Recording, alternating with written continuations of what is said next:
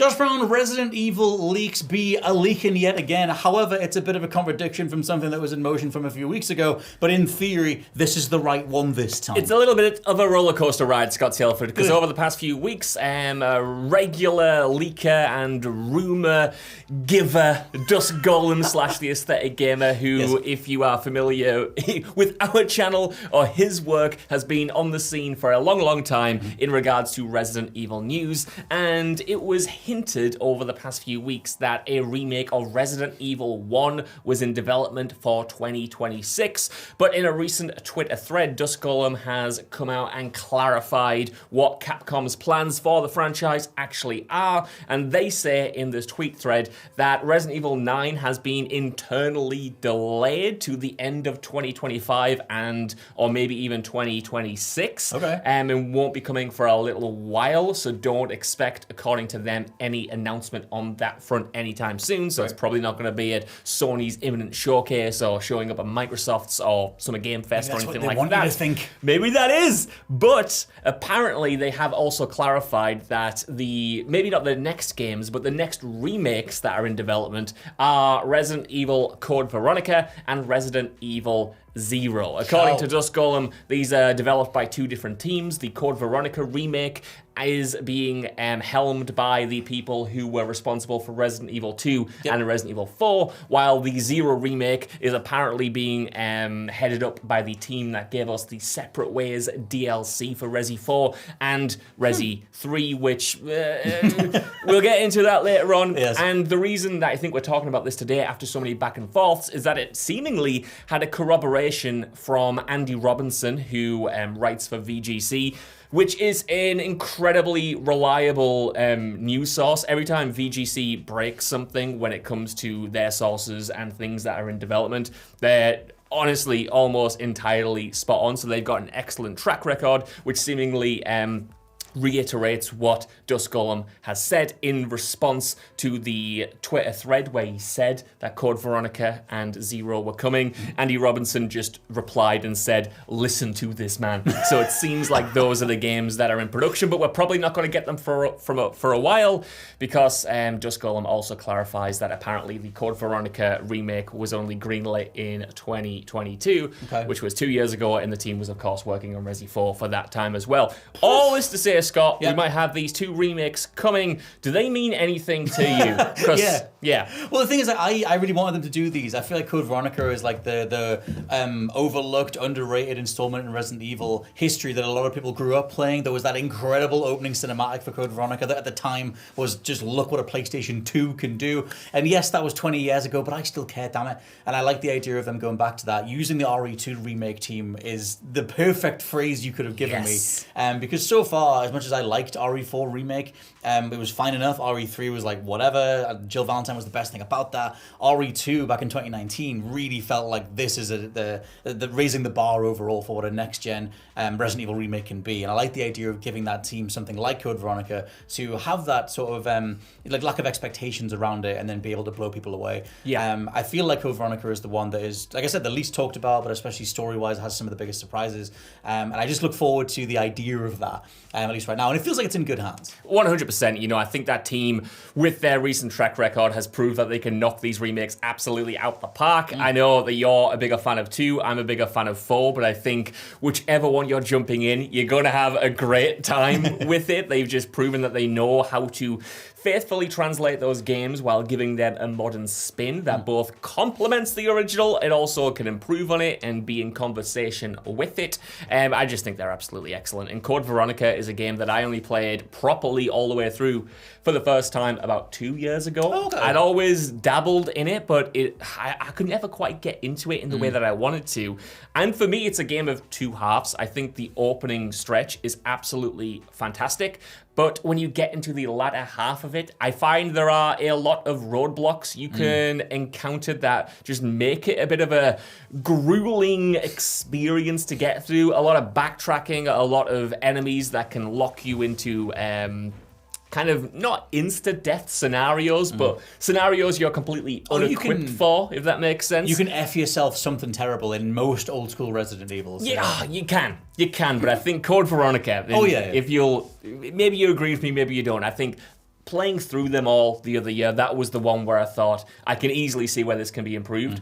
So I think Code Veronica for me has all the elements of a great remake project. It's got the characters, it's got the incredible setting, it's got the set pieces, it's got the voice acting, which is absolutely outrageous, and I'm going to be interested to see how they handle some of those characters in that game.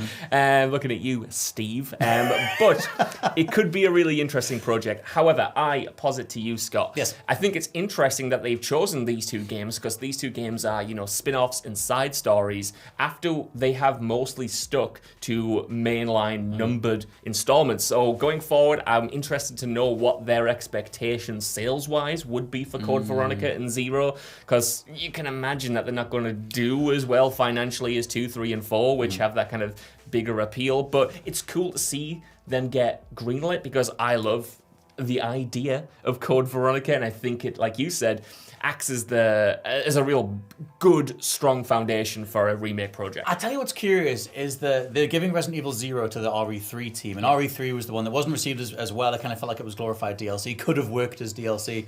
The original RE3 was like this expansion pack essentially for RE2. Whatever you want to argue that makes sense for you, or maybe you weren't a fan like me. But I feel like so much time has passed since RE0 and Code Veronica, like 20 odd years, multiple generations of gamers, people in their teens, etc., younger players who might just think this is a new installment, who might just be like, oh cool, Resident Evil 0, like that is the next main installment, the next main canon installment, and then maybe that becomes the one that has way more focus on it, because Code Veronica sounds like a spin-off, as opposed to literally just straight up numerics, RE0 being a bigger deal, but then that being given to the studio that doesn't have as strong a track record as the RE2 and 4 team. Well, it's interesting, right? I mean, the Resident Evil series is so convoluted in the best possible way, but Code Veronica, despite being a spin-off, has so much impact on like the main story. Like in Code Veronica, you finally find out what Claire's been doing after Resident Evil 2. The stuff with Chris and Wesker leads directly into Resident Evil 5. So my brain is going off, Scott,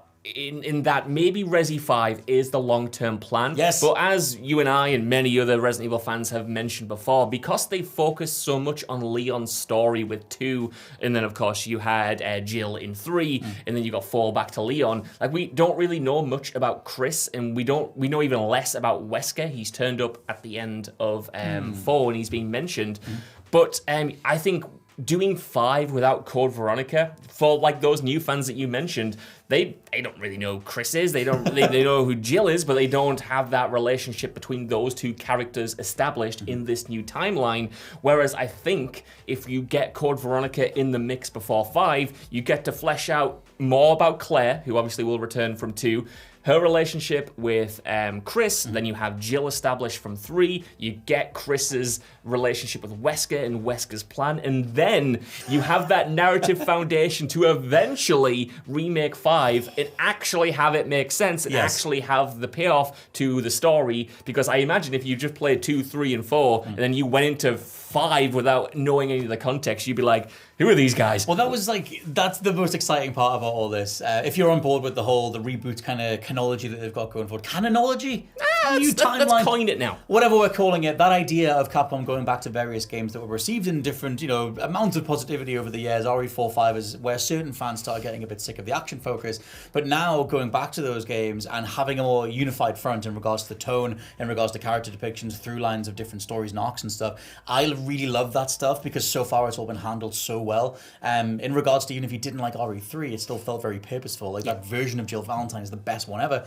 And I like the idea of then going to the divisive installments, specifically RE6 when we eventually get there, because I do think there are aspects to be saved there. Probably not the aircraft, the F-16 boss battle. You never know. You never know. But I still feel like that's a more interesting thing, is that you take a team of veteran creators and you give them the hindsight, the retrospect, the lessons learned in the time between those installments, and then see, okay, what would you have done differently when you're not necessarily chasing the Gears of War bubble as it was back in the mid-2000s. And you make a perfect point. The Code Veronica stuff goes into RE5, so why not set the table people differently and change expectations around RE5, and then maybe something like RE6 as well. That wider conversation is the whole thing. Do people want more action-focused installments? RE5 was a big deal because of its that opening sequence where you're defending the that particular building against big enemies. Like, it was Gears adjacent, for better or worse.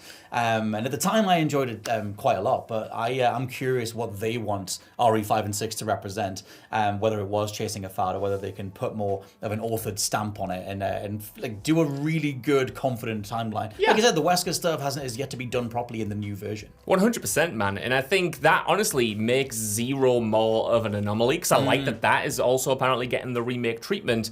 But I don't know if you're how familiar you are with Zero, but that's such a strange installment as well, because like the original Resident Evil game, that was the other game that was like made for the GameCube and has been remastered and re-released on PlayStation 4 and PlayStation 5 and modern day consoles. In that game, for me, it has a lot of issues, but it looks stunning. Every time I boot that game up and I'm on the train at the beginning, I think maybe this is the best looking game ever made. I just think That's it looks all I remember is the train and like nothing else. Fantastic aesthetic that kind of goes to the wayside the further through that story you get, which the story in and of itself kind of goes crazy towards the end. I know that game has its fans, but I think that's an interesting one to adapt because that also has the core element of having two playable characters that in the original version you switch between on the fly to solve puzzles, each have their own inventory, for instance. And I'm wondering how they adapt that, if they're keeping the style of the kind of third person over the shoulder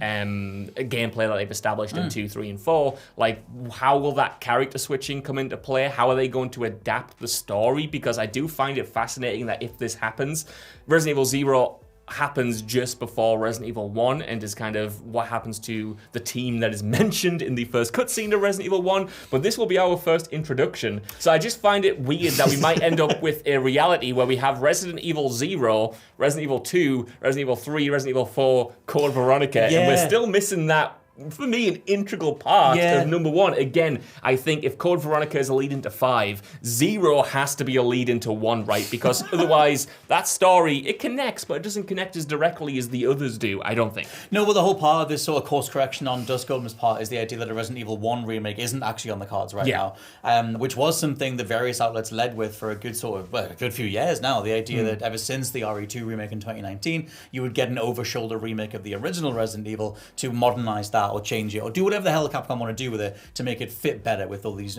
newer games and stuff. I would still want that. I still feel like overall, if you're doing this whole make everything work for this unified front kind of thing, you almost need RE1 in there at some point, unless you're still building to that for the franchise's, I think, 35th anniversary or whatever it's going to be. 30th is upcoming, but by the time they get to that, it'll be like the 35th, right? And it's like, I guess that'll be 2027 or whatever, so it's like there's still a little while yet, but the amount of projects they have on the go, and they've said that Resident Evil is this consistent franchise, they're going to keep bringing games out, seems to be at least one a year.